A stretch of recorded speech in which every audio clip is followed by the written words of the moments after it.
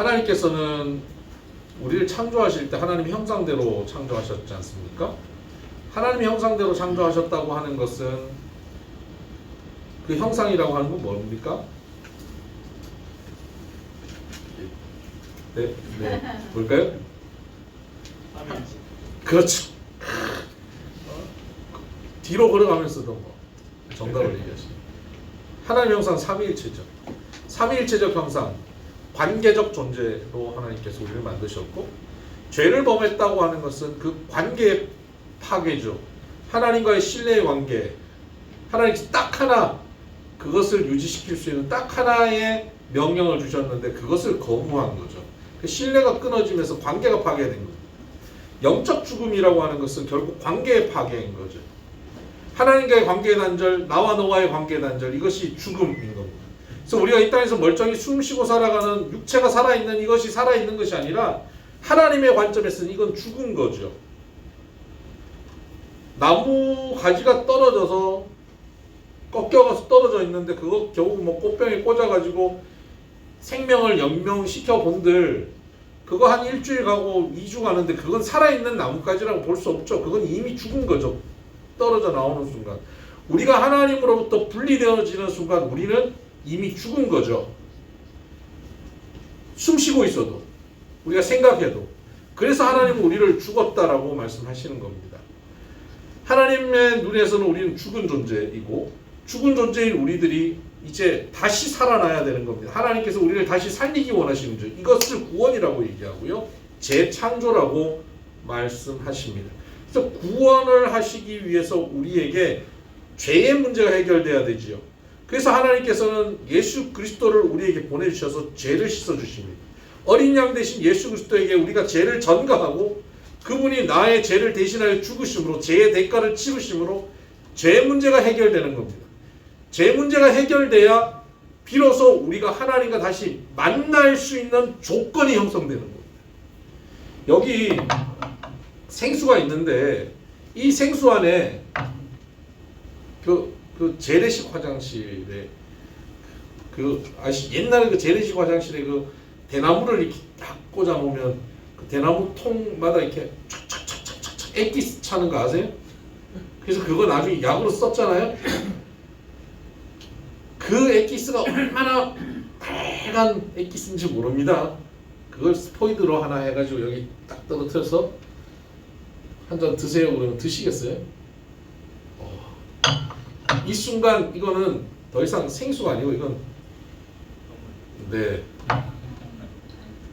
생수가 아닙니다. 보기에는 생수고 냄새도 안 나요. 그 정도는 멀쩡합니다. 그러나 우리는 그 사실을 알면 이거 못 마십니다. 하나님께서 가장 거룩하신 분이십니다.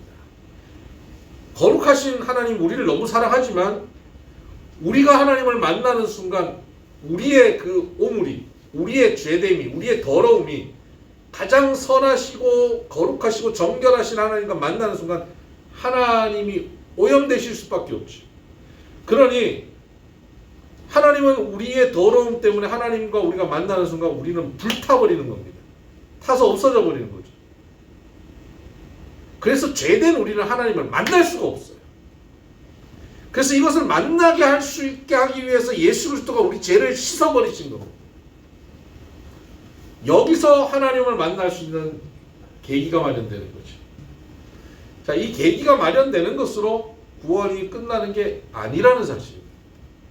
구원은 예수 그리스도의 십자가의 죽음으로 끝나는 게 아닙니다.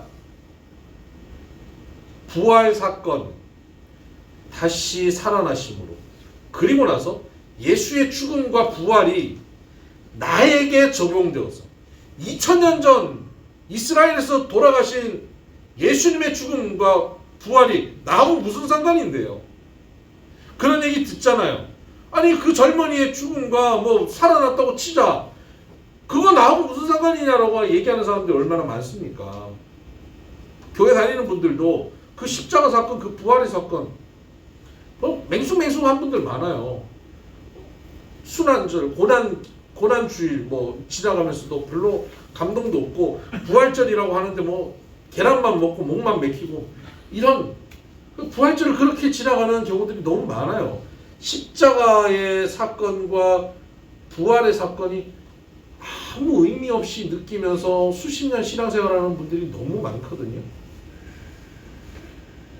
바로 그것이 나에게 어떤 구원의 역사로 연결되어지는지가 연결되어 있지 않는 사람의 모습인 거예요. 구원이라고 하는 것은 하나님께서 우리를 위해서 계획하시고 예수 그리스도께서 그 계획대로 십자가에 죽으시고 부활하셨고, 그리고 나서 그 계획대로 예수님의 순환과 부활이 나에게 연결되어져서 그 구원의 역사가 내 안에 이루어지는 것이 구원인 거죠. 십자가와 부활만으로 구원이 끝나는 것이 아니라 그게 내게 연결되어져요. 브릿지돼서 연결되어져야 되는 것입니다. 그래서 이제 구원은 이렇게 흔히들 얘기하죠. 성부 하나님께서 우리를 향한 구원을 계획하셨고, 성자 예수님께서 그 구원을 위해서 우리를 위해 죽으셨고, 고난당하시고 부활하셨고, 성령 하나님께서 우리를 인쳐주셨다. 우리를 꽝 도장 찍으셔서 우리를 그 구원과 연결시키시는 것이죠. 그래서 이제 구원에 대해서 하나님은 계획하시고 예수님은 실행하시고 그 계획을 실행하셨고, 성령님은 그 실행된 그 구원을 우리에게 적용하셨다, 이렇게 표현할 수 있습니다. 그러니까 구원의 역사가, 계획이 아무리 실행돼도 그것이 나에게 적용 안 되면 의미가 없는 겁니다. 그래서 성령께서 오늘 구원의 역사를 나에게 적용시켜 주시는 일, 그 일이 일어나야 된다는 것이죠. 구원에 대해서 전에도 말씀드렸지만, 불신자가 예수 처음 믿을 때 사형리라든가 브릿지라든가 이런 전도 쪽지 가지고 전도하고 그것을 영접하고 영접 기도하는 것으로 구원 설교는 끝, 구원에 대한 개념은 끝이라고 생각하는 개신교인들이 너무 많아요. 구원은 너무너무 풍성한 교리이고 너무 많은 이야기를 담고 있고, 파도 끝이 없는 것이 구원의 이야기인데, 우리는 구원을 그 예수 처음 믿을 때 잠깐 들었던 것으로 끝내버린다는 것이죠. 오늘 좀 더 그 구원의 더 깊은 이야기로 좀 들어가려고 합니다. 구원의 서정이라고도 하고요. 구원의 그 과정이라고 하는데, 이것을 시간적 과정이라기보다는 논리적 과정이라고 보셔야 됩니다. 어떤 것은 이 과정이 뒤집어지기도 하고 동시에 일어나기도 하고, 그렇기 때문에 이걸 어떤 시간적 과정이라고 보기는 어렵고요.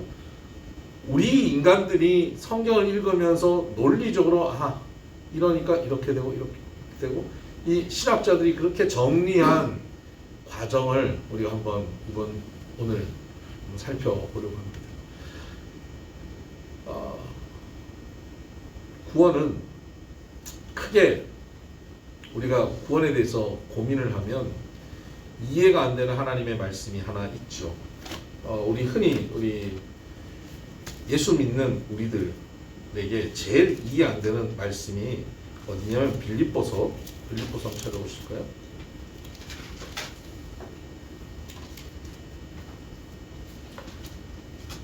빌립보서 2장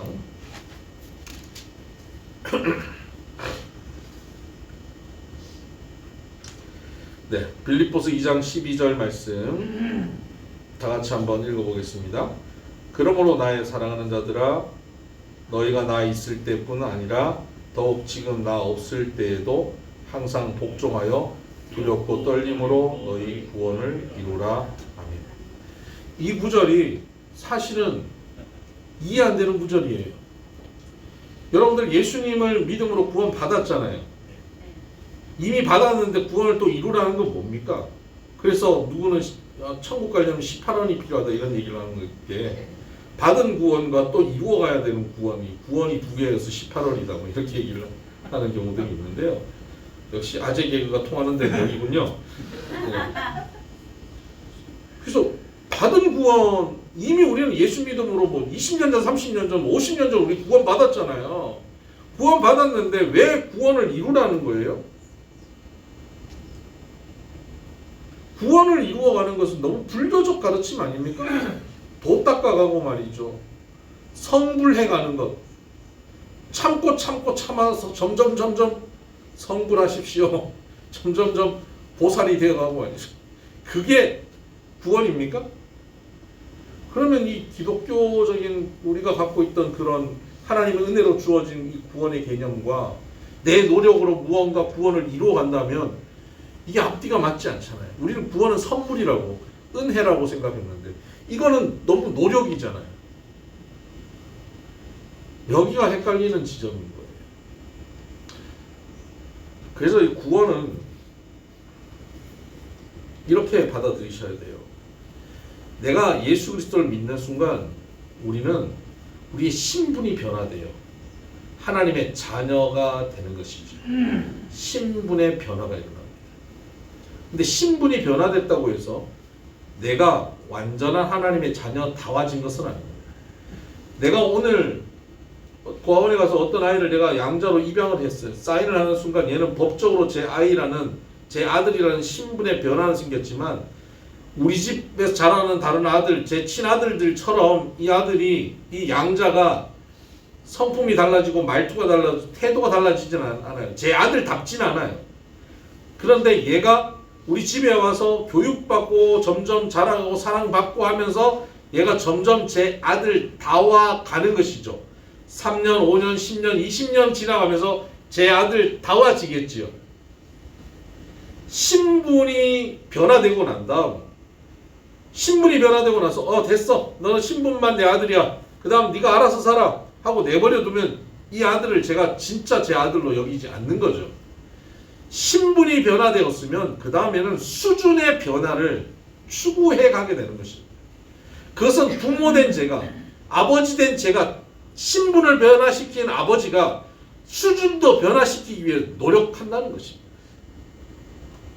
그래서 히브리서 12장에 보면 찾아보실까요? 히브리서 12장 보십시다. 히브리서 12장 6절, 주께서 그 사랑하시는 자를 징계하시고 그가 받아들이시는 아들마다 채찍질 하심이라 하였으니 너희가 참음은 징계를 받기 위함이라. 하나님이 아들과 같이 너희를 대우하시나니 어찌 아버지가 징계하지 않는 아들이 있으리요? 징계는 다 받는 것이거늘 너희에게 없으면 사생자여 친아들이 아니니라. 사생자여 친아들이 아니라고 말씀하셨어요. 징계는 다 받는 것인데 너희에게 징계가 없다면 사생자라는 거예요. 친아들이 아니라는 거예요. 친아들은 징계를 받게 돼 있다는 것입니다. 그래서 여기서 징계라고 하는 단어는 파이데이아, 여러분 파이데이아라고 하는 단어는요, 파이노니아 뭐 이런 그 선교단체 있죠. 여기 파이데이아에서 나왔어요. 교육하다, 자녀를 양육하다. 그래서 교육하다, 파이데이아. 징계한다라고 하는 단어가 파이데이아입니다. 교육한다는 것이, 자녀를 양육한다. 근데 부모는 자녀를 양육하기 위해서 때로는 징계하는 교육을 통해서 양육하는 것이죠. 싫은 소리 하기 싫어서, 제대로 징계하기 싫어서 내버려 둔다면 부모가 아닌 것이죠. 속이 터져가면서 싫은 소리도 하고, 때로 아이들이 점점 커가면 싫은 소리를 해야 되는데 마음대로 하지 못해서 눈치 봐가면서 적당한 타이밍에 기분 좋게 하면서 싫은 소리를 이렇게 묻혀서 해나가는 그런 것들이 징계죠. 하나님이 자녀된 우리들을 이렇게 징계하시면서 끌고 가신다는 것이죠. 그렇게 구원의 완성으로 우리의 수준을 변화시켜 가십니다. 그런 하나님의 인도하심 따라서 우리도 또한 그분의 인도하심 따라 우리 같이 그 길을 걸어가는 것, 이것이 구원을 이루어가는 우리의 모습인 거죠. 그래서 구원은 신분의 구원과 수준의 구원, 이렇게 얘기할 수 있습니다. 신분의 구원, 수준의 구원, 사실은 하나이지만 신분이 구원받은 사람은 수준이 구원받게 되어 있습니다. 신분이 구원됐는데 수준이 구원 안 된 사람이 있어요? 그것은 신분이 구원 안 받았던 사람일 가능성이 높죠. 또는 아직까지 하나님의 징계와 인도하심에 불순종하고 고집을 피워가지고 점점 시간만 보내고 있는 사람일 가능성이 더 많죠.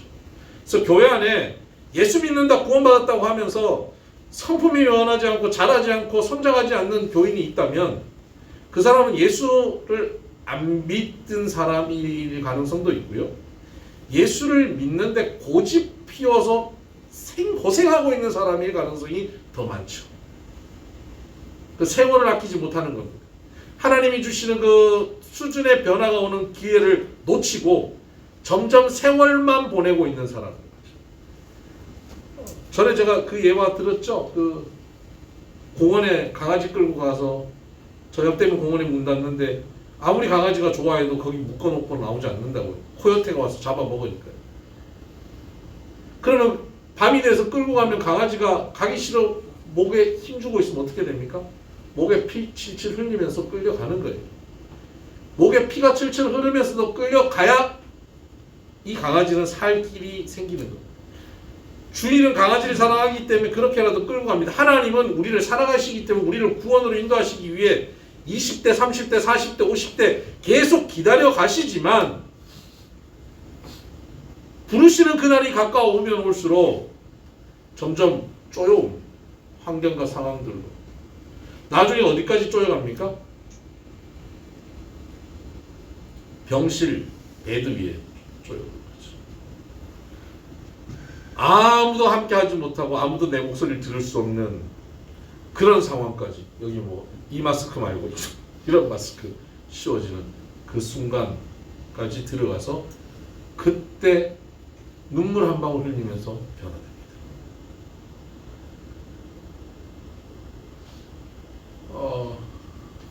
암으로 여러 해 고통받으셨던 분이 하나님의 은혜로 수술받고 회복됐어요.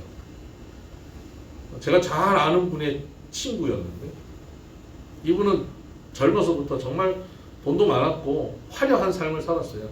지역마다 이렇게 현지 사랑하는 분들도 계셨고 전 세계의 곳곳에 자동차도 뭐 최고급들 나오는 신제품들을 갈아치우면서 사셨던 당대 대한민국에서 정말 날리던 분이었고 이분이 나중에 미국 가셔서 LA에서 사셨는데 평생 돈 걱정을 하지 않고 살았어요. 친구들이 그분을 굉장히 부러워하고 살았대요. 근데 이분이 암에 걸려서 고생하다가 회복되면서 하나님을 만났어요. 그러고는 변화됐어야 되는데 여전히 별 변화가 없었어요. 그러다가 몇 년 후에 췌장암이 왔어요. 그리고는 병원에서 이제 마지막 순간이 돼가는 거예요. 이제는 이게 말도 못하는 상황이 돼서 스케치북 갖다 놓고 글을 쓰는 상황이었어요. 이 친구분이 저한테 부탁을 하셨어요. 한번 그 병실에 방문해 주시라고. 그래서 제가 그 병실에 방문했어요. 그때 이분의 연세가 76세쯤 되셨나? 근데 제가 그 병실에 방문했는데요. 병원 문을 딱 열고 들어가는데 이분이 저를 이렇게 보더니 이렇게 울어요. 울어요. 소리도 못 내는데. 그 스케치북에 하나님이 살려주시며 목사님과 함께 하나님 교회를 위해서 최선을 다해서 헌신하고 살겠습니다. 진심이죠. 그래서 제가 기도해드리고 나왔어요. 그러고 몇 시간 후에 돌아가셨어요. 진심이었지만 그에게는 기회는 없었어요. 마지막 그것이 그에게 하나님께 드리는 온전한 고백이었을 것 같아요. 하나님께서는 그분을 그렇게 변화시키셔서 가시는데 그렇게 변화되어서 가시는 모습이 귀하기도 하지만 너무 안타깝기도 했습니다. 하나님은 우리 모두를 수준의 변화, 수준의 구원으로 이끌어 가십니다. 반드시 이끌어 가십니다. 그 하나님의 인도하심 따라서 우리가 걸어가야 됩니다. 그런데 우리는 어떻게 하냐면요. 목사님도 저 정도 때는 장로님도 권사님도 저 정도인데 내가 서리 집사 10년 차인 내가 이 정도면 괜찮은 거 아니야? 아멘. 네. 저렇게 착각하고 사는 무식한 사람들이 있어요. 서리 집사 이 정도면 괜찮은 거 아니야?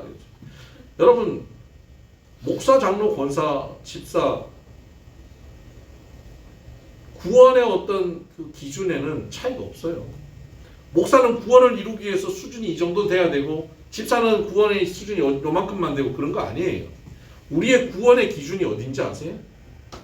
빌립보서 2장 15절에 보면요. 새 번역으로 제가 읽어드릴게요. 쉬운 번역입니다.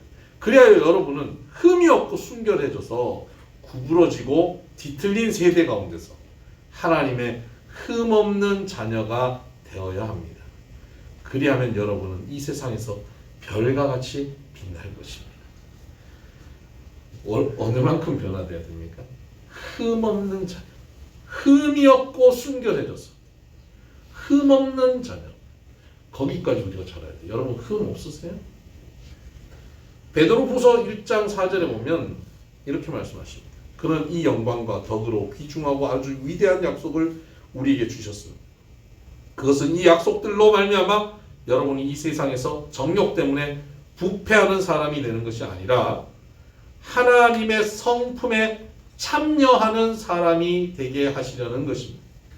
하나님은 우리를 구원시켜 가시는데 어디까지 구원시키시냐면 하나님의 성품에 참여시키는 데까지 우리를 구원시키십니다. 그런데 이 베드로 후서를 누가 썼느냐? 베드로가 썼다는데 정말 기가 막힙니다. 우리 베드로 형님이 성품으로 치면 그렇게 하나님 성품하고 가까운 그런 형님은 아니시잖아요. 세상에서 뒷골목에서 좀 노시는 스타일의 형님이시죠. 뭐 좀 수틀리면 칼 빼갖고 말고의 귀를 베버리고 말이죠. 뭐 이런 분이신데 이분이 나중에 노년에 하나님의 성품에 참여하는 사람이 되게 하신다라는 고백을 해요. 왜요? 자기 인생이 그렇게 참여하게 된 것을 본 거거든요. 베드로의 성품이 하나님의 성품에 참여하는 성품으로 성장하고 변화되었다는 것입니다. 에베소서 4장 13절에 보면 바울은 이렇게 고백합니다. 그리스도의 장성한 분량이 충만한 데까지 마침내 우리 모두가 하나님의 아드님에 대한 믿음과 지식에 있어서 하나가 되어 성숙한 인간으로서 그리스도의 완전성에 도달하게 되는 것입니다. 그리스도의 완전성에 도달하는 것. 그것이 구원의 모습입니다. 우리의 수준, 구원의 수준이 어디까지입니까? 그리스도의 완전성. 여러분, 조금 구원 앞에서 조금 절망스럽지 않습니까? 여러분 구원 받으셨습니까? 아니 받아가실 수 있을 것 같습니까? 와 완전성? 그리스도의 완전성까지? 오 하나님의 그 성품에 참여? 와 그런 구원이면 정말 나는 어렵겠다. 그렇게 생각하시지 않습니까? 아니 나는 혹시 어떻게 갈지 몰라도 저 옆에 있는 저 사람은 좀 어렵겠다. 혹시 그렇게 생각은 안 드십니까? 이게 가능합니까? 여러분 인생 살아가시면서 사람이 변한다는 게 가능하던가요? 우리 쉽게 그런 얘기 많이 하죠. 사람 참 안 변해 이런 얘기 하시죠. 사람 참 안 변하잖아요. 저 인간 좀 변한 것 같으면 또 안 변하고 그죠? 좀 기대했는데 또 안 변하고 참 사람 안 변하죠. 사람 안 변합니다. 그 안 변하는 사람이 그리스도의 완전성까지 갈 수 있을까요? 여러분도 좀 변한 것 같고 예수 믿고 좀 어떻게 좀 달라진 것 같다 어느 날 확 드러나는 여러분 안에 있는 그 야수와 그런 모습들이 드러날 때 어떠세요? 처참하시지 않습니까? 그런데 이게 가능할까요? 가능하죠. 나는 이것을 만들어 갈 수 없는데 하나님이 만들어 가시기 때문에 가능한 겁니다. 불가능해 보이는 것인데 하나님이 하시면 가능합니다. 그 스카이캐슬의 그 그 선생님 한 분 나오시잖아요. 그분이 그런 얘기 하잖아요. 저를 믿으셔야 합니다. 예? 저를 믿으셔야 합니다, 어머니. 그러잖아요. 저를 믿으면 얘를 스카이 보낸다는 거예요. 저를 전적으로 믿으시면 보낸다는 거예요. 여러분, 하나님을 믿으셔야 합니다. 네? 하나님 믿으시면 하나님 여러분을 구원시키세요. 교육에서 실패하지 않습니다. 스카이캐슬은 실패하는 교육을 시키지만 진짜 스카이캐슬, 하나님 나라는 교육에 실패가 없어요. 여러분을 구원시키시고 그분의 성품에까지 참여하는 데까지 이끌어 가시는데 자녀들을 채찍질 하시면서 파이데이아, 우리를 양육하시는 그 징계를 통하여 우리를 변화시켜 가시는데 하나님은 실패가 없으십니다. 이 사실을 믿고 두렵고 떨림으로 우리는 그 길을 걸어가게 되기를 주의 이름으로 축복합니다. 삼위일체 하나님께서 바로 이 구원을 계획하시고 실행하시고 적용시키고 계십니다. 이 얼마나 감격스러운 일인지 모릅니다. 여러분, 어느 날 여러분이 청소년 시기에 아니면 지금 여기 어디 청년 중에 백수인 청년이 있다고 한번 생각해 보십시다. 3년 4년 대학 졸업하고 3년 4년이 돼도 취업이 안 되고 이제 명절이 다가오면 친척 만나기 두렵고 뭐 이런 백수 청년들 요즘 많잖아요.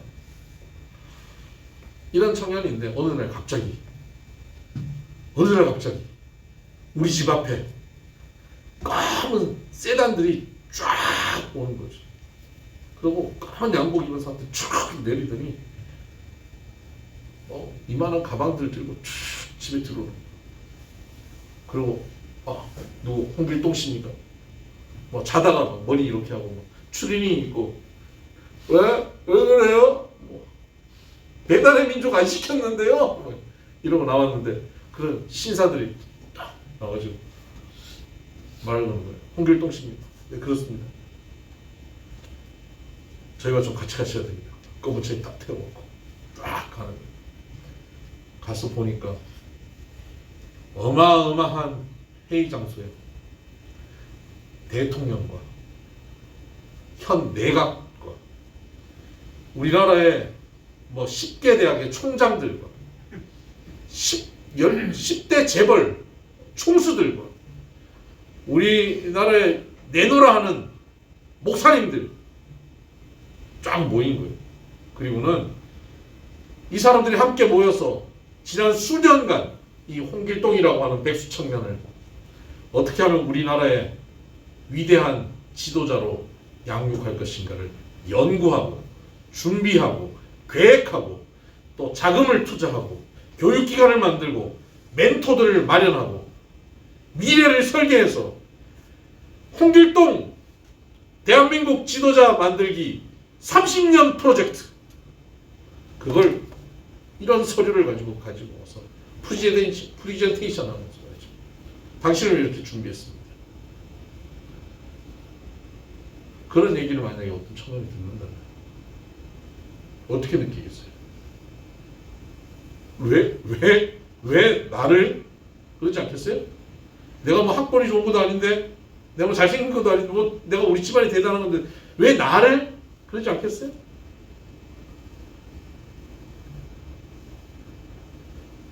우리를 향해서 삼위일체 하나님은 뭐 재벌 총수들 모임도 아니고요, 대학 총장들 뭐 시시한 뭐 무슨 내각들이 아닙니다.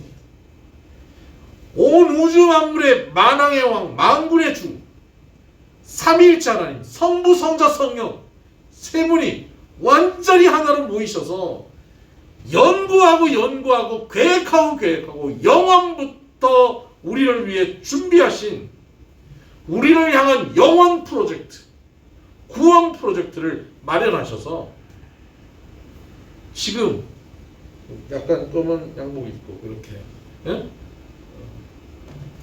저를 이렇게 보내시고 지금 여러분에게 하나님께서 이런 구원 프로젝트를 이렇게 하셨어요. 여러분. 프레젠테이션 하고.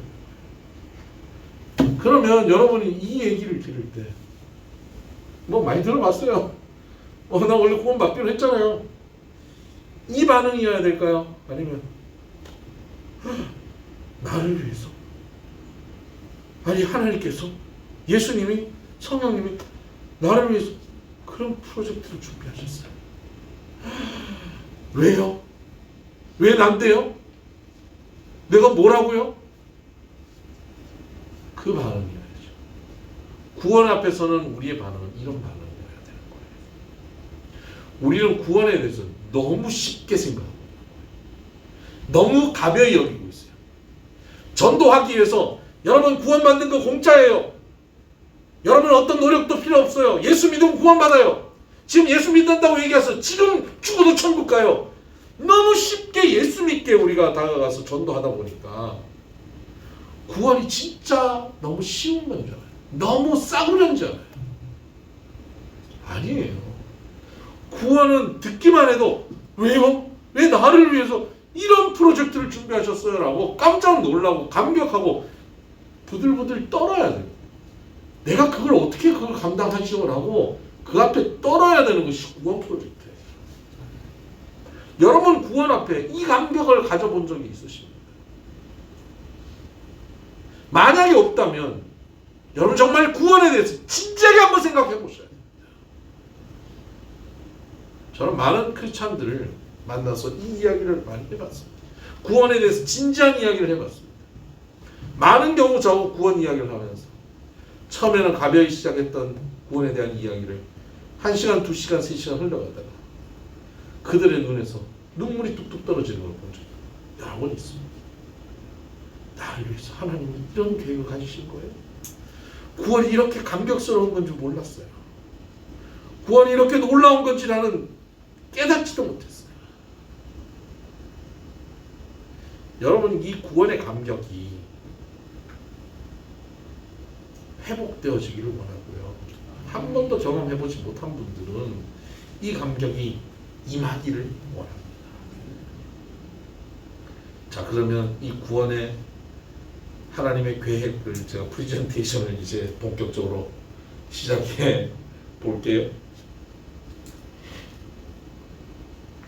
하나님은 우리를 위해서 예정하셨고 이거 하나님의 계획이죠. 성부 하나님의 계획. 이건 뭐 지금 몇 주째 설명했고요. 또 예수님께서 우리를 위해서 구속하시느라 죽고 부활하셨어요. 이것도 여러 번 설명을 했습니다. 그 이후에 성령 하나님께서 우리에게 이 구원을 어떻게 적용하시는가를 설명해 드리려고 합니다. 성령 하나님께서 우리를 구원을 적용하시는 데는 세 가지 단계가 있습니다. 첫째는 과거적 구원, 현재적 구원, 미래적 구원, 이 세 가지 단계로 나눠서 볼 수 있는데요. 우리가 이 중에서 여러분 들어본 단어도 있고 못 들어본 단어도 있을 거예요. 구원에는 성령께서 우리에게 적용하시는 과정 속에 이건 좀 적으셔도 괜찮아요. 부르심, 중생, 회심, 연합, 칭의, 양자, 여기까지는 과거적 구원입니다. 그리고 나서 성화, 견인입니다. 성화, 견인, 확신, 이것은 현재적 구원. 그리고 영화, 이렇게 미래적 구원.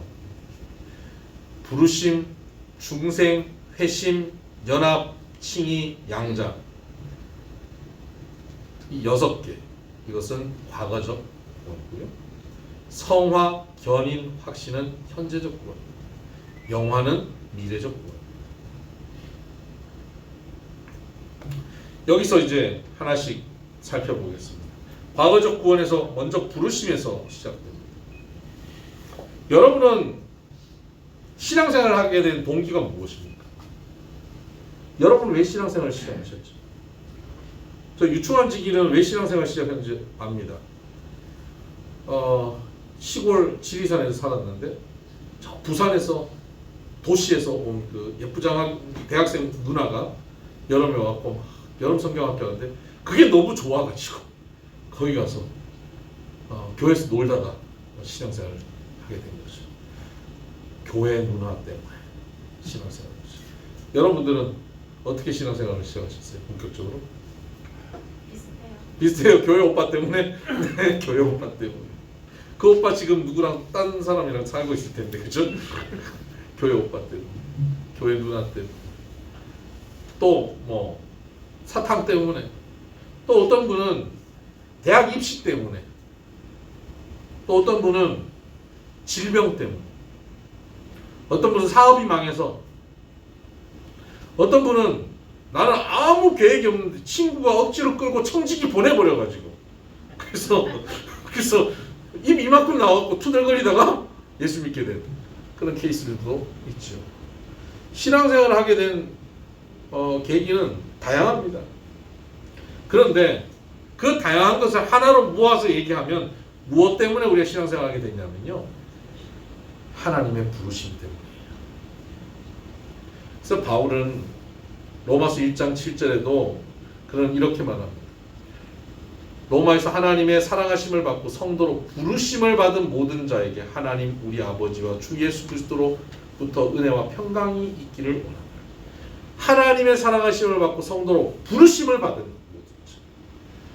성도가 된다는 것은 내가 교회 나가기로 결정해서 성도가 되는 게 아니라 부르심을 받아야 성도가 되는 것입니다.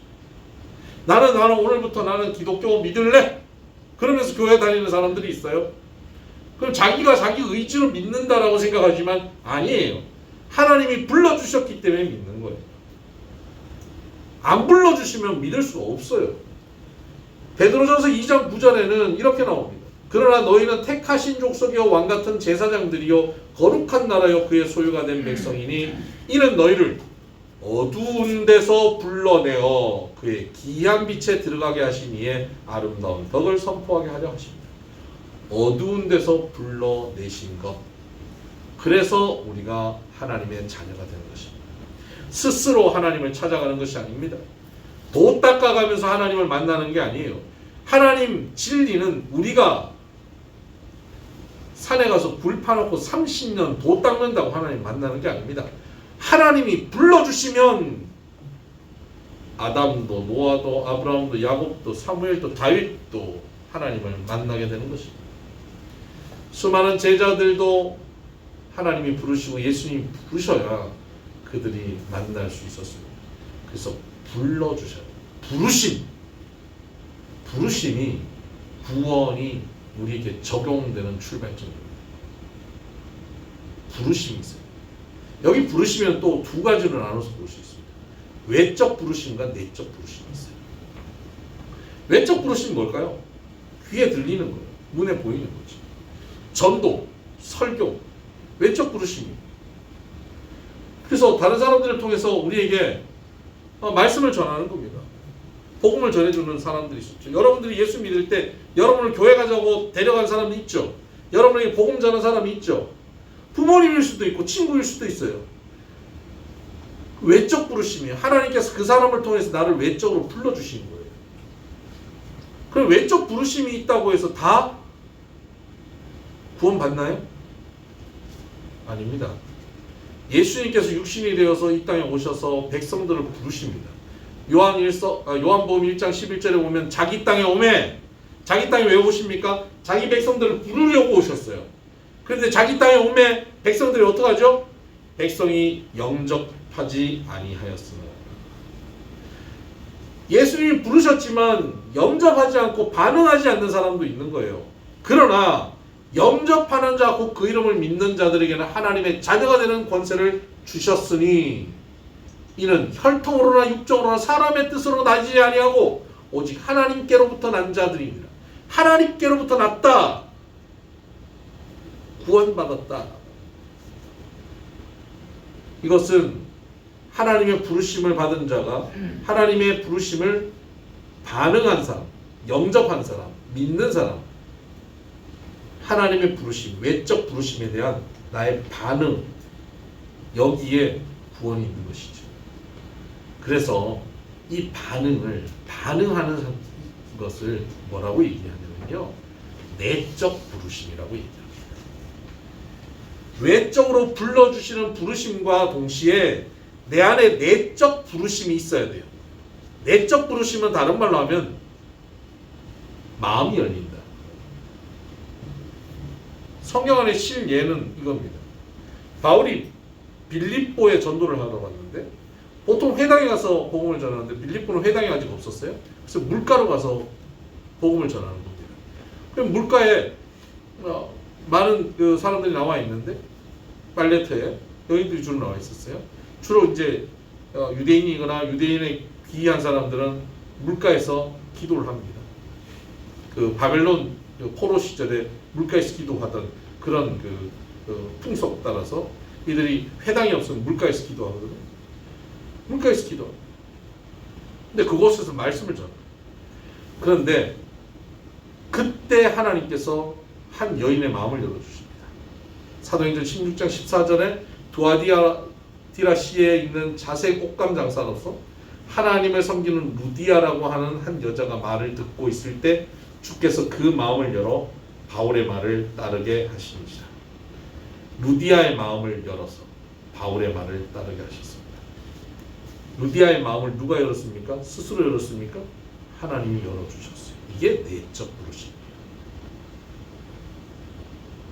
여러분, 외적 부르심이 있는데 내적 부르심이 동시에 있을 때 그때 구원이 내게 적용되는 겁니다. 외적 부르심 아무리 있어도 내적 부르심이 없으면 그건 지나가고 말아요. 여러분이 지금까지 살아오면서 외적 부르심이 여러 번 있었겠지만 그 다 지나가다가 어느 날 내적 부르심과 외적 부르심이 딱 만나는 순간 전문용어로 뭐라 그럽니까? 아다리. 영적 아다리가 될 때 이때 구원이 내게 적용되는 것이죠. 그래서 누가 내적 부르심을 받았는지는 몰라요.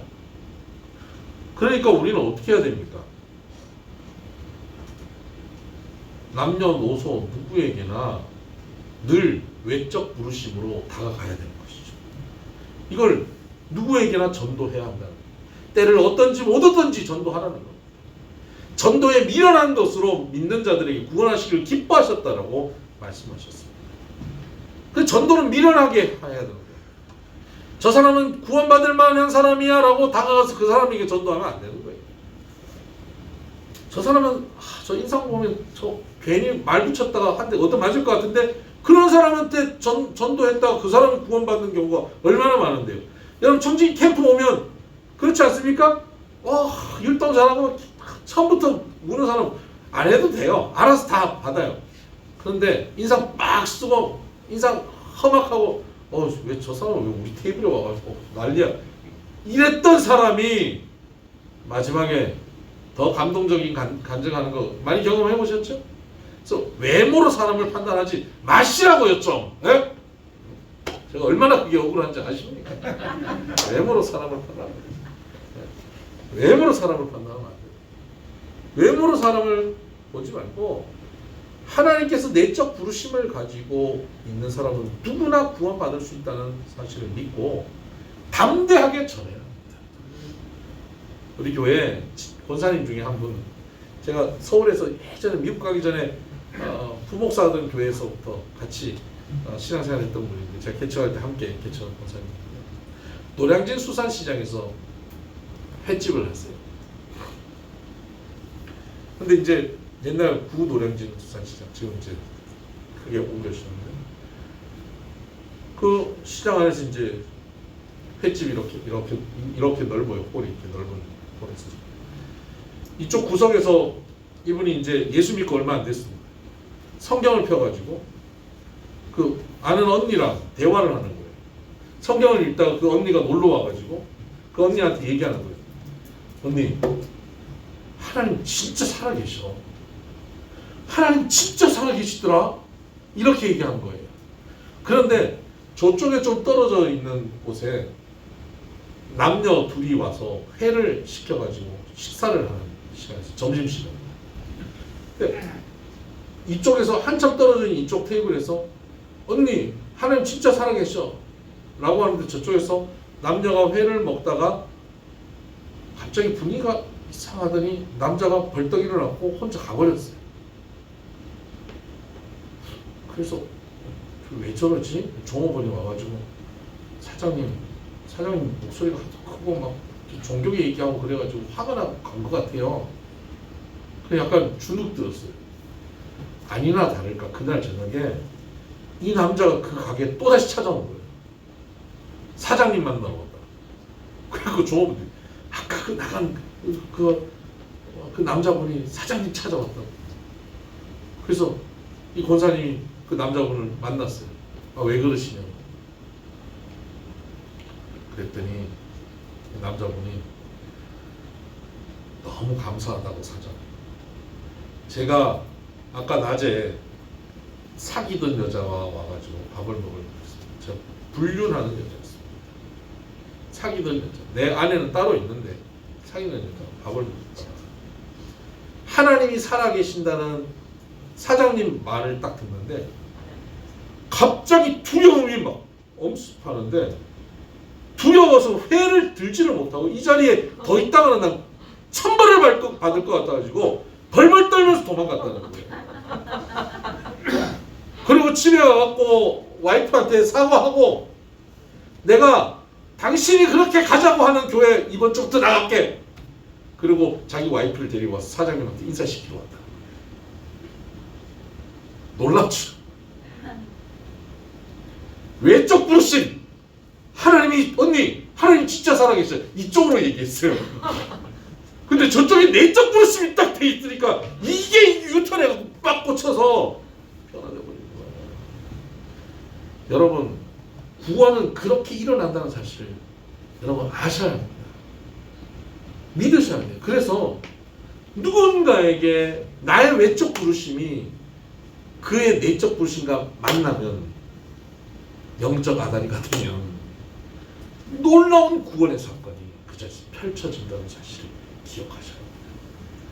그래서 저 사람은 내가 전하기 좀 그렇다. 멈추지 마셔요.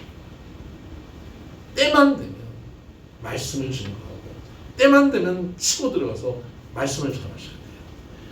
교회 가자, 예수 믿어라 안 그러셔도 돼요. 내가 믿는 하나님에 대해서 그냥 얘기만 하면 돼요.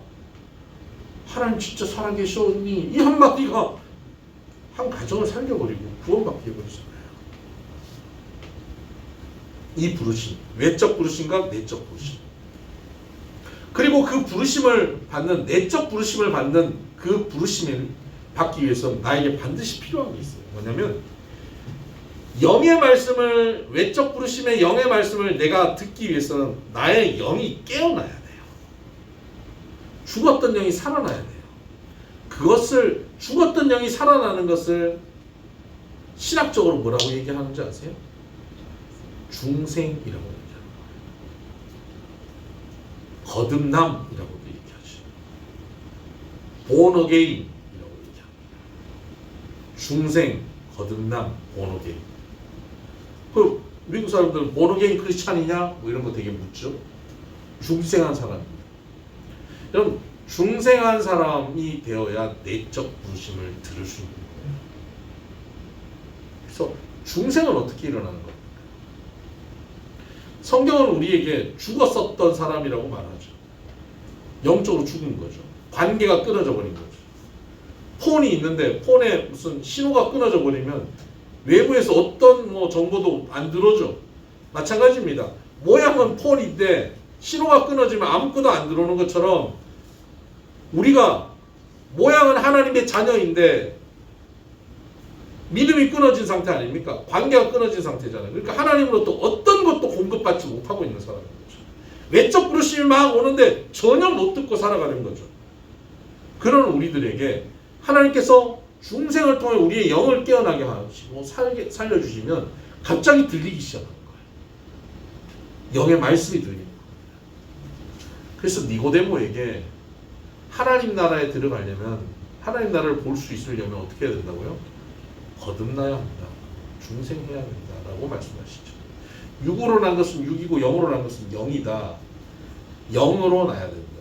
그래서 거듭난다고 하는 것은 born again이라고 하는 단어로 번역할 수도 있지만 또 원래 헬라어를 좀 더 원어에 가깝게 번역하면요. born above, 위로부터 났다. 위로부터 났다. 영으로 났다. 하나님으로부터 다시 죽었던 내 영이 깨어난다. 그런 의미. 그러면 내 영이 깨어나는 그 순간 우리는 영이 깨어났다는 걸 알까요? 모를까요? 영이 깨어날 때는 어떻게 깨어나냐면 성령의 간섭이거든요. 근데 성령이 내게 오셔서 내 영을 터치하고 내 영을 깨울 때 내가 알 수 있을까요? 없을까요? 알 수 있는 경우도 있고 거의 대부분 몰라요. 극적으로 아는 케이스들도 있지만 그런 케이스보다 모르는 케이스가 대부분이에요. 감기 바이러스가 우리 코로 딱 들어올 때 우리가 감기 바이러스 2마리가 내 오른쪽 콧구멍으로 들어왔구나. 인식 못합니다. 그런 거 인식하고 살면 우리 죽어요. 그거 인식 못해요. 성령이 어디서 와서 어디로 가는지 알지 못한다 그랬어요. 바람이 불어서 어디로 와서 어디로 가는지 알지 못하는 것처럼 성령이 어떻게 너에게 역사해서 너에게 중생이 일어난지 알지 못한다고 예수님 말씀하시는 거예요. 바이러스가 우리 안에 들어오는 거 우리가 인식 못해요. 그런데 인식하는 건 뭡니까? 들어오고 난 다음에 코를 훌쩍훌쩍 끓이면서 재채기가 나기 시작하고 열이 나면서 목이 부으면서 우리는 알게 되는 거예요. 아, 이게 독감 바이러스 들어왔구나. 내가 독감에 걸렸구나. 증세를 보면 내 안에 뭐가 들어왔는지 아는 겁니다. 마찬가지입니다. 성령이 나를 깨워서 내 영을 깨우고 나를 거듭나게 하면 깨우는 그 순간, 중생하는 그 순간은 우리 몰라요. 거의 대부분이 알지 못해요. 근데 중생한 사람에게 나타난 증세를 보면 알게 되는 거예요. 증상이 뭡니까? 중생한 사람의 증상이 어떤 증상이 나타날까요? 가장 큰 증상, 가장 먼저 일어난 증상 뭘까요? 회개도 맞는데요. 그 전에 일어난 증상이 있어요. 뭘까요? 아까 부르심과 관련돼 있어요.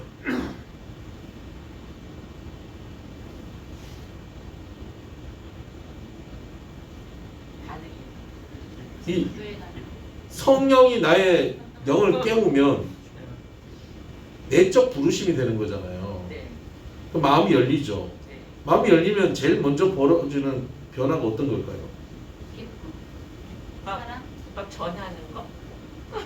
아니요. 신호가 안 잡히던 폰에서 갑자기 신호가 잡히면 어떤 일이 벌어질까요? 가겠지. 뭐 정보가 막 들어오잖아요. 신호가 안 잡히던 우리의 영이 살아났어요. 그럼 어떻게 됩니까? 말씀도 들으려고. 그렇죠. 그 전까지는 수많은 외적 부르심이 있었는데 못 들었던 우리가 말씀이 막 들리기 시작하는 거예요. 중생한 사람의 가장 큰 변화, 가장 분명한 변화는 말씀이 들리기 시작합니다. 말씀이 들려요. 말씀이 들리고 말씀이 들리고 말씀이 들리다 보면 아까 외적 부르심과 내적 부르심이 만나는 것처럼 중생한 사람은 말씀이 들리니까 그 구원이 시작되고 있는 거죠. 구원이 적용되어지는 것이죠. 그러니까 이 중생, 이런 중생이 우리에게 일어나야 되는 거죠. 그 중생은 근데 어떻게 일어난다고요?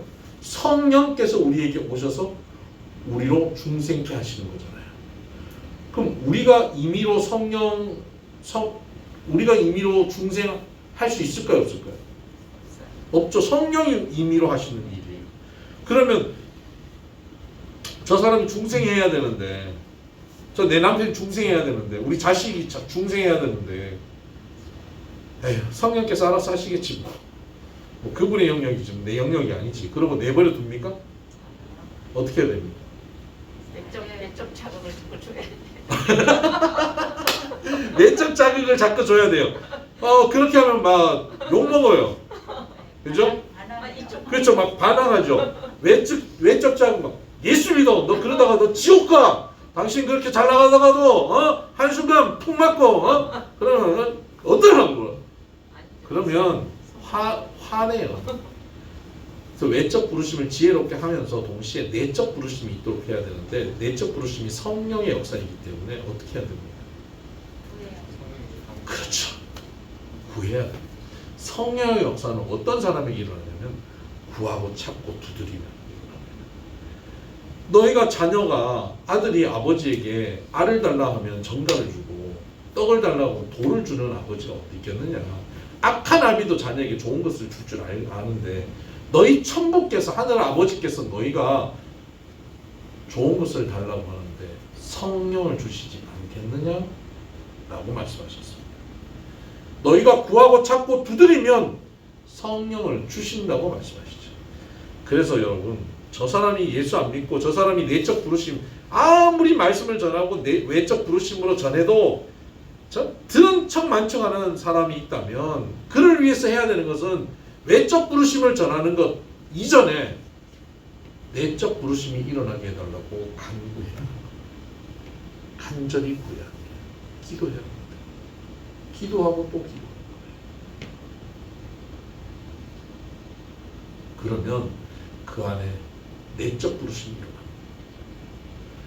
그러고는 외적 부르심과 만나서 구원의 역사가 일어나게 되죠. 우리 모두 다가 그런 은혜가 있었던 겁니다. 여러분, 우리는 공부를 잘해서 딱 들으면 기가 막히게 알아들었기 때문에 우리가 예수 믿게 된 줄 착각하시지 마세요. 누군가가 여러분을 위해서 기도하셨어요. 여러분 기억도 못할 주일학교 선생님이 여러분을 위해서 기도하셨어요. 여러분의 부모님이나 여러분의 친구나 여러분 주변에 있던 누군가, 여러분의 목회자가 여러분을 위해서 기도하셨어요. 그래서 그 말씀이 들어갔고 여러분이 구원받은 백성이 된 거예요. 또한 청진 캠프 할 때 그렇잖아요. 맹숭맹숭하면 절대 안 변할 것 같은 사람 뭐 합니까? 기도하는 거예요. 팀 멤버들이. 기가 막힌 간증을 전하면 그가 구원받는 게 아니에요. 좋은 음식 차려내면 그가 구원받는 게 아니에요. 기도하면 그의 마음의 문이 열리면 성령이 그를 만져주시면 그때는 무슨 말을 해도 변화되는 거예요. 맞습니까?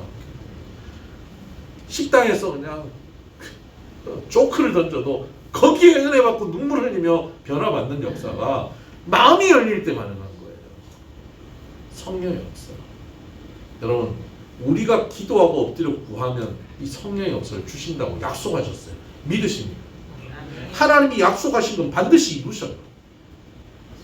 엎드려 구하셔야 돼요. 저 인간은 수십 년 교회 가자 그래도 안 간다고 성질 내고, 저 인간은 절대 구원 못 받을 것 같아요. 포기하지 마세요. 내가 몇 년을 기도했는데 포기하지 마세요. 예수님 약속하셨잖아요. 구하고 찾고 두드려라. 아니 악한 아비도 너희들이 좋은 것 주시는데 하늘 아버지께서 너에게 성령 안 주시겠냐? 예수님이 약속하셨는데 그 약속 왜 포기합니까?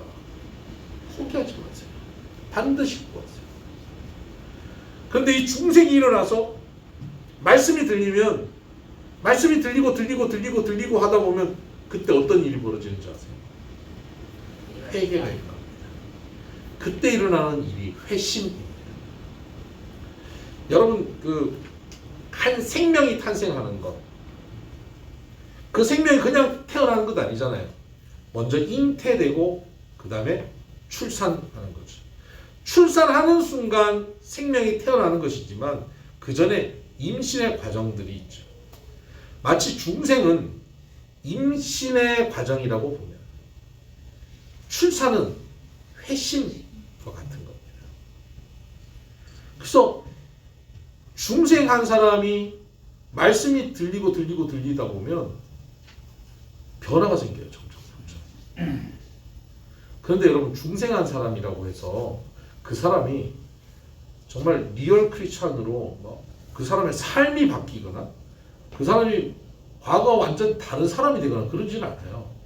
하나님의 말씀은 들리는데 그의 삶은 여전히 죄 가운데 머물러 있기도 하고 여전히 연약한 모습으로 놓여 있기도 해요. 교회 가서 말씀을 열심히 듣고 말씀을 따라가려고 하는데 여전히 그 가운데 있어요. 아직 중생한 단계죠. 여기서 회심으로 가야 사람의 변화는 어디서 일어나냐면 회심에서 일어나요. 중생의 과정을 통해서 말씀은 들려요. 말씀이 막 들리는 겁니다. 말씀이 들리는데 주로 어떤 말씀이 들리냐면 성령께서 우리에게 오시면 어떡합니까? 죄에 대해서, 의에 대해서 우리를 깨닫게 하시죠. 심판에 대해서. 그래서 성령께서 우리에게 오셔서 말씀을 들으면서 죄에 대해서, 의에 대해서, 심판에 대해서 점점 깨달아지면서 점점 어떻게 되냐면 두려워져요. 하나님이 두려워지는 거예요. 아까 그분 순간 확 두려움이 생긴 것처럼 그 두려움이 생기는 거예요. 여러분, 임신했다가 해산하는 순간이 다가오면 뭐가 옵니까? 진통이 오죠. 진통이. 중생한 사람이 회심하는 순간이 다가올수록 뭐가 오는지 아세요? 영적 진통이 옵니다. 말씀을 듣는데 점점 영적 진통이 느껴져요. 그래서 그 영적 진통이 세지면 그때 어떻게 합니까? 베드로가 말씀을 증거하는데 그 예루살렘에 있었던 사람들이 영적 진통을 느끼고 뭐라 그럽니까? 우리가 어찌할꼬? 우리가 어찌할꼬? 내가 어떻게 해야 살아날까? 내가 살 길이 무엇이? 이게 영적 진통이에요. 여기서 회심이 일어나는 거예요. 회개는 그 영적 진통을 통해서 일어나. 중생하고 나서 이 해산하는 회심의 순간까지 어떤 사람은 1년이 걸리기도 하고, 어떤 사람은 3년이 걸리기도 하고, 어떤 사람은 10년이 걸리기도 하고, 어떤 사람은 중생하는 그 순간 회심하기도 해요. 아까 그 횟집에서 만났던 그분은 중생하는 그 순간 회심이 일어나기도 하는 거예요. 중생은 성령께서 내 안에 역사하시면 일어나는 것이 중생이라면, 회심은 어떻습니까?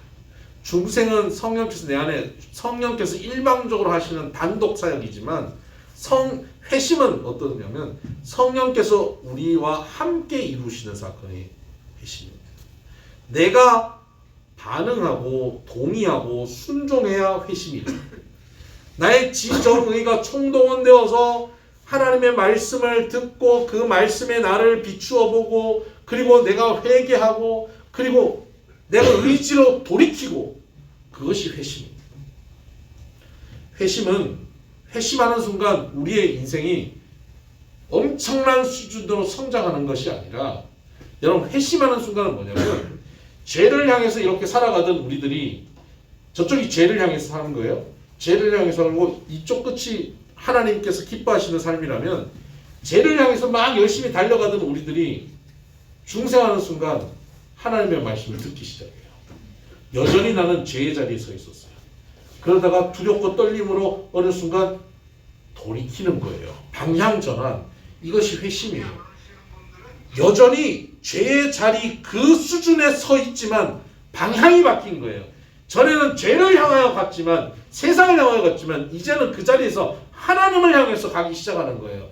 그리고 첫 걸음을 내딛기 시작하는 겁니다. 이게 믿음의 걸음.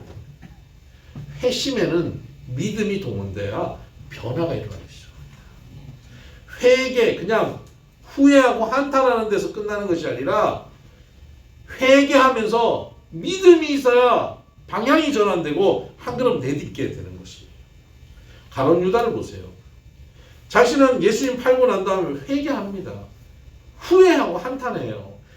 자기가 받은 것을, 은전을 제사장에 갖다 주잖아요. 울고 탄식합니다. 예수 안 믿는 사람들은 이런 식의 반응을 하는 사람이 있으면 선한 사람이라고 그럴걸요? 자기가 잘못한 거 책임진 사람이라고, 그래도 저 사람은 책임 있는 인생을 살았다라고 얘기하겠죠. 깨끗하게 자기가 책임졌다, 이렇게 얘기하죠. 죄 짓고 그렇게 해도 책임졌다 그러는데 말이죠. 근데 이 가룟 유다가 탄식하고 후회하고 난 다음에 목매어 죽었습니다. 그래서 그는 회심이 아닌 거예요. 왜 목매어 죽었습니까? 울고 나서 탄식하고 죽게로 돌아왔어야 되잖아요. 그런데 왜 주님께 못 돌아갑니까? 주님께 돌아가도 용서받지 못할 거라고 생각하니까. 주님이 자기를 용서할 거라고 믿지 않기 때문이에요. 믿음이 없기 때문입니다. 탕자 보실래요? 탕자는 비슷한 처지예요. 아버지한테 그 짓을 하고 떠나갔어요. 다 탕진했습니다. 근데 그가 자기 처지를 깨달아요. 그리고 후회합니다. 그리고는 돌이켜서 일어납니다. 자살하러 가는 게 아니에요. 집으로 돌이킵니다. 무슨 다치러 갑니까? 지금 가서 뭐 어쩌겠다는 겁니까? 그런데 내가 돌아가면 내 아버지께서 그래 나를 종으로라도 받아주실 거야 하는 아버지에 대한 요만한 믿음, 그 믿음 때문에 돌이키는 거예요. 믿음이 우리에게 더 분명하고 더 크고 확실하면 조금 돌이키는 정도가 아니라 확 달려가겠죠.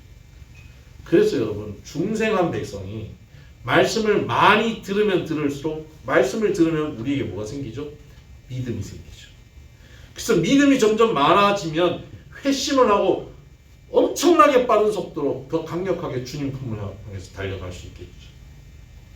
회심이 강력해지고 회심한 이후에 우리의 삶의 변화가 굉장히 강력해지는 것입니다. 이게 다 어디에서 옵니까? 말씀의 교제 가운데서 옵니다. 중생한 사람이 마음이 열리고 말씀을 들으면 들을수록 그런 회심을 통해 변화가 큽니다. 예수 믿고 10년, 20년, 30년, 50년이 돼도 변화가 없는 것은, 중생을 했는데 말씀은 자꾸 듣는데 변화가 없는 것은 말씀을 들을 기회를 자꾸 차단하기 때문이에요. 중생했으면 말씀을 열심히 들어요. 지금 이 자리에 계신 여러분들은 바로 그런 모습인 거죠. 말씀을 너무 사모하고 열심히 듣는 거죠. 이러한 말씀을 열심히 듣는 이들은 이 믿음이 충만해서 주님께로 더 빠르게 세월을 아끼면서 달려갈 수 있는 인생이 되는 겁니다. 참 귀한 분들이다, 그런 생각이 있습니다. 근데 이제 이 회심에 있어서 성도들과 대화를 하다 보면 많은 성도분들이 나는 극적인 회심이 없었습니다 라고 얘기하는 분들이 계세요. 극적인 어떤 회심을 부러워하고 극적인 회심에 대해서 나는 없어서 약간 컴플렉스에 빠져 있는 분들도 계셔요. 어떠세요, 여러분들? 여기 뭐 2대, 3대 막 이렇게 되시면 4대 뭐 이런 분들은 더더욱 그러시고, 극적인 회심이 없는 경우, 누가 뭐 무슨 교통사고를 통해서 암에서 막 극적으로 회심하고 돌아왔다 그러면 나는 그런 회심이 없어서 내가 이게 좀 모태신앙에서 이것도 못하고 저것도 못하고 그렇게 모태하는 모태신앙이다. 이런 안타까움을 갖고 있는 분들이 계세요. 여러분, 회심은 극적일 수도 있고 점진적일 수도 있습니다. 극적으로 회심을 하든 점진적으로 회심을 하든 그건 중요하지 않아요. 사람들은 극적으로 회심하는 것이 놀랍다 그러지만 하나님이 우리가 극적으로 회심했다고 놀라실까요? 관점을 잡고 하나님께 둬야 돼요. 야, 저거 봐. 야, 쟤 봐. 쟤 극적으로 회심했어. 이게 하나님께서 놀랄 일일까요? 아니면 극적으로 회심할 거리가 전혀 없는데 말씀 듣고 어느 날 갑자기 눈물 툭툭 흘리면서 크게 잘못한 것도 없었는데 저는 죽을 하고 돌이키는 모습을 볼 때 주님께서 누구에게 더 놀라시겠어요? 네, 후자죠.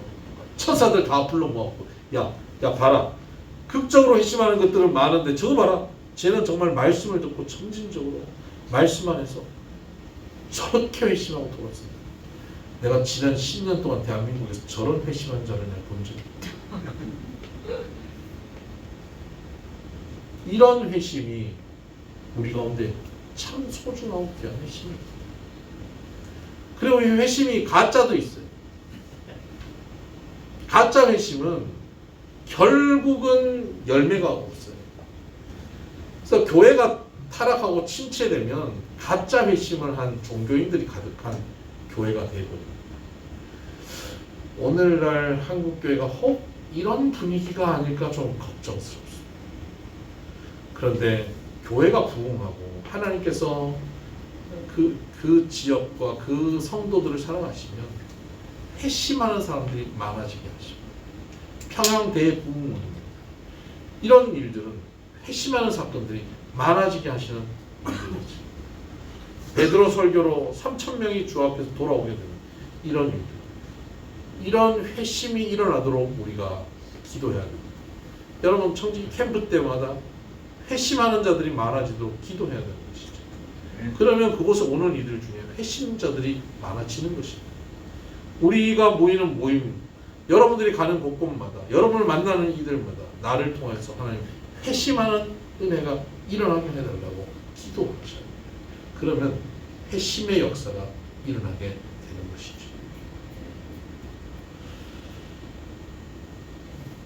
이렇게 회심이 일어나고 나면 그 다음에 우리에게 뭘 하게 되냐면, 교회에서도 회심하고 나면 그 다음에 사람들은 뭘 하려고 하냐면 세례를 받으려고 하죠. 세례. 그럼 세례라고 하는 건 뭐냐면요, 뭐 제시씀인데 제시씀의 예식이죠. 근데 이 세례의 의미는, 우리는 그 장로교는 세례를 합니다만 침례교는 침례를 하잖아요. 침례 받으신 분들 계시나요? 침례를 하는데 그럼 물속에 들어가는 거예요. 물속에 들어갔다 나오는 것은 뭘 의미합니까? 죽었고 살아난다는 거예요. 예수와 함께 나는 죽었고 예수와 함께 나는 다시 산다, 이런 의미입니다. 이것이 세례의 의미죠. 이 세례의 가장 중요한 개념이 뭐냐? 그것이 바로 연합입니다. 연합. 자, 우리는 지금 부르심, 외적 부르심, 내적 부르심 했고요. 중생 했습니다. 그리고 회심 했고요. 그 회심한 사람이 벌어지는 그 다음 역사는 연합입니다. 예수님과 연합되어지는 겁니다.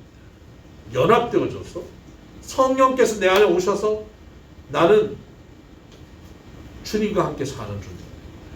그 전에 중생 때도 성령께서 오셨죠? 깨웠죠? 그때 오셔서 깨우는 것은 그냥 죄를 인식하고 깨닫고 말씀을 좀 듣고 돌이키는 정도의 성령의 역사라면, 이제 회심 이후에 일어나는 성령의 역사는 그 차원이 아닌 완전한 소통의 차원으로 들어가요. 예수님과 완전한 소통이 일어난 거예요. 나와 저분이, 나와 예수님이 하나가 되어버리는 거예요. 주님이 내 안에 완전히 오셔서 나와 함께 하시는 거예요. 영적인 연합이 되는 거예요. 주님과 합일되는 겁니다. 여러분, 주님과 완전히 하나됨을 여러분 느끼십니까? 어떤 분은 뭐 종교적으로 보면 어떤 뭐 다양한 종교 속에서는 이런 신과 우리 인간의 신인 합일 뭐 이런 것들을 추구하면서 막 돌을 닦는 그런 종교들 많죠. 그래서 실제로 신이 임하고 말이죠. 귀신이 임하고 이렇게 그런 경우들이 있잖아요. 그러면 굉장히 그걸 신성시 여기고 굉장히 신비한 체험으로 생각하죠. 신과의 합의를 우리는 그런 식으로 합일되는 것이 신과 연합되는 것이라고 생각하기 때문에 기독교적인 이 연합을 우리가 놓치는 경우가 많아요.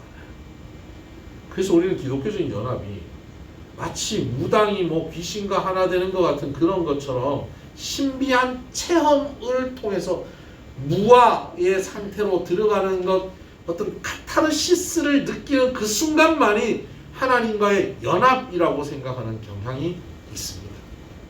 물론 기독교 신앙 안에서도 신앙생활 하다 보면 기도하고 찬양하고 말씀을 묵상하는 가운데 그 무아의 경지에 들어가기도 하고 카타르시스를 경험하기도 합니다. 그러나 그런 신비한 체험으로만 영적 연합이 이루어지는 게 아니라는 것입니다.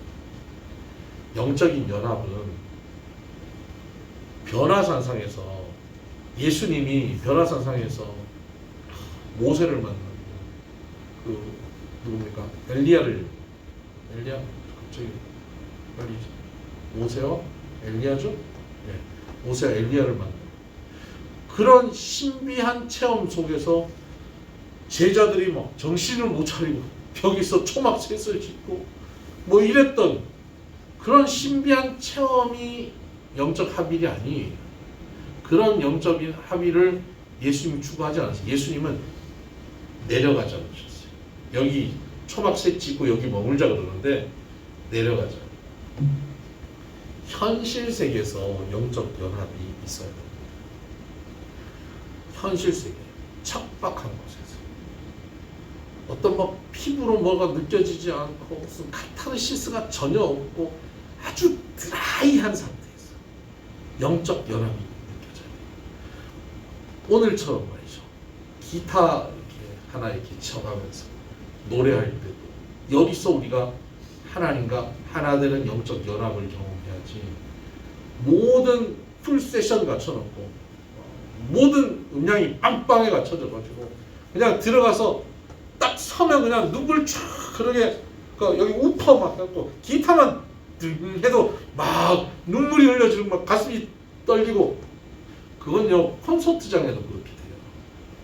콘서트장에 가서 드릉 하면 막 가슴이 울렁울렁거려요. 그런 것 말고 그냥 기타 하나 놓고 아니면 그냥 이거 두들기면서 찬송 한 절 부르는데도 하나님을 경험할 수 있어요.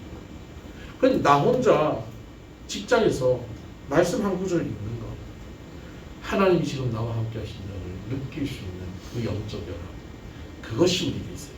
그것은 신비한 체험을 얘기하는 게 아니에요. 그것은 믿음에 근거한 사실입니다. 영접하는 자, 꼭 그 이름을 믿는 자들은 하나님의 자녀가 된다는 사실 그걸 믿는 거예요. 여러분 종합검진을 가가지고 내가 아직 몸에 아무 이상이 없는데 의사가 차트를 보고 당신 그 대장에 그 용종이 있어요. 위장에 용종이 있어요. 뭐가 있어요. 그걸 떼야 돼요. 그 내가 손을 넣어갖고 만져봐야 압니까? 내가 못 느껴도 그냥 의사가 얘기하면 그냥 그걸 믿고 그냥 치료하잖아요. 수술하잖아요. 그것처럼 예수님의 십자가 부활에 예수님을 믿으면 그 십자가 부활에 우리가 연합된다는 말씀이 있다면 그냥 그걸 그대로 받아들이고 믿는 거예요. 내가 하나님의 자녀지. 예수님이 날 위해서 십자가에 죽으셨지. 내가 예수님을 믿는 순간 나는 예수님의 십자가와 부활에 연합되지. 나는 죄인이지만 내가 믿는 순간 나의 이 죄가 2000년 전 예수님의 십자가로 연결돼서 그 십자가에 씻어지지. 내가 지금 죽을 것 같고 내가 한계에 부딪혔고 나는 아무것도 할 수 없지만 내가 예수님을 믿으면 모든 것이 끝난 것 같은 돌무덤 속에서 예수님의 부활의 역사가 내 안에 일어나게 되겠지. 난 그걸 믿지. 난 그걸 믿어. 그 부활의 주님이 나와 함께 하셔. 부활의 생명이 부활의 능력이 지금 나와 함께 하기 때문에 지금 내 앞에 있는 어떤 장애도 어떤 두려움도 나를 넘어뜨릴 수 없어 라고 확신에 차는 것 이것이 하나님과 주님과 연합된 사람입니다. 믿음으로 그 연합된 사람으로 살아야 하는 것이죠. 이 연합된 사람은 어떤 상황이 와도 심지어 죽음이 와도 그 앞에 겁을 먹지 않습니다. 실제로 죽어가도 두렵지 않습니다. 왜? 주님과 함께 연합되었으니까 우리는 영생 가운데 가기 때문에 그렇죠. 연합된 것을 분명하게 믿는데 뭐가 두렵습니까? 나는 이미 영원한 생명을 가진 자인데 말입니다. 주님과 함께 있는데 온 세상이 나를 오해하고 내가 억울해지고 나를 공격하고 내가 참으로 비참한 형편에 놓였다 할지라도 부활의 주님이 함께 하는데 뭐가 두렵겠습니까?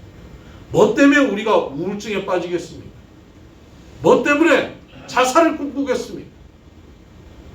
주님이 함께 하시는데 예수 믿고 주님과 연합되어서 이제는 내가 살지 않고 주님이 내 안에 사시는데 뭐가 염려되냐 이 말입니다. 이 연합되어 있다는 사실을 믿음으로 누리고 경험하고 사는 것 이것이 구원받는 사람이고 이것이 성령이 내 안에 구원을 적용시킨 사람이에요. 여러분 이 믿음과 이 연합됨이 없다면 아직 우리의 구원이 아직도 제대로 이루어지지 않고 있다는 사실이에요. 저 밑에 아직도 저 부르심의 수준 중생의 수준에 머물러 있는 그 구원의 적용 단계에 머물러 있는 그런 신앙인일 가능성이 높죠. 어느 세월에 우리가 연합의 단계로 나아가시겠어요? 예수를 믿어야 그 연합 가운데 가요. 말씀을 들으면 믿음이 생깁니다. 말씀 가운데 이 믿음이 생겨서 주님과 든든한 연합 가운데 있게 되기를 주의 이름으로 축복합니다. 아멘. 주님의 몸으로 우리는 연합되는 거예요. 그래서 그분은 나무고 우리는 가지여서 그분을 떠나서 우리는 아무것도 할 수 없지만 그분과 함께 있으면 모든 것을 할 수 있습니다. 내 능력이 아니에요. 그분의 능력으로 하는 겁니다. 누구를 사랑하는 일도 내 능력으로 사랑할 수 없습니다. 그분이 내 안에 공급하시는 힘과 사랑으로 그를 사랑하는 것이죠. 그렇기 때문에 원수도 사랑할 수 있는 것이에요. 어느 때는 나도 원수를 한번 사랑해 보겠지. 죽기 전에 한 번 정도는. 그거는 그리스도인이 아니에요. 언제든 원수를 사랑할 수 있는 신앙인이 되는 것, 이것이 그리스도인이죠. 왜? 내 사랑으로 사랑하는 게 아니기 때문에요. 내 감정이 내 주인이 아니기 때문입니다. 내 능력으로 사는 게 아니에요. 주님과 연결되어 가지가 되어서 주님께 붙어서 사는 것입니다. 또한 주님께 이렇게 붙어 있는 사람은 주님의 몸과 붙어 있다는 것은 주님의 몸에 다른 지체와 붙어 있다는 사실을 뜻합니다. 예수님의 몸된 교회 공동체에 붙어 있다면 다른 교회 공동체의 다른 지체들과 끈끈한 관계 속에 살아간다는 의미입니다. 그런데 나는 다른 지체와는 분리되어서 나는 하나님과 나만의 1대1의 관계야. 난 사람 보지 않아. 그런 얘기 많이 하죠. 교회 갈 때. 교회 사람 보고 하나 하나님 보고 하지. 그 맞는 말이지만 딱 맞는 말은 아니에요. 하나님도 보지만 사람도 봐야 돼요. 사람을 보고 사람과 붙어서 사람과 교제하며 사는 것, 이게 신앙생활이에요. 주의 몸된 공동체에 연합된다는 것은 사람과 연합되는 것이. 몰랜드라고 하는 신학자는 그런 얘기를 했어요. 다른 지체와 분리되어서 굉장히 빠르게 힘있게 성장하는 성도가 있다면 다른 지체와 분리되어서 굉장히 빠르고 힘있게 성장하는 암세포라고 말할 수 있다. 여러분, 암세포는 다른 지체와 분리되어서 굉장히 빠르게 성장하고 있습니다. 교회 안에서 다른 지체와 상관없이 나만 하나님만 바라보고 내 믿음만 소중하게 여기면서 나만 신앙생활 할 거야 라고 걸어가면 암세포. 그래서 저는 두려운 것이 온라인으로 예배드리는 것이 한국교회 교인들이 익숙해지면 굉장히 두려운 일이 벌어진다고 생각합니다. 모두 다 교회의 암세포 같은 존재가 돼버릴 수 있어요. 이 상황. 연합되어지는 것이 얼마나 소중한 것임을 잊어버리게 됩니다. 주님과 연합되어지면, 서로가 연합되어지면 로마서 12장 15절에 함께 즐거워하고 함께 즐거워하는 자들과 함께 즐거워하고 우는 자들과 함께 우는 함질 하물의 공동체가 이루어져야 되는 것이죠.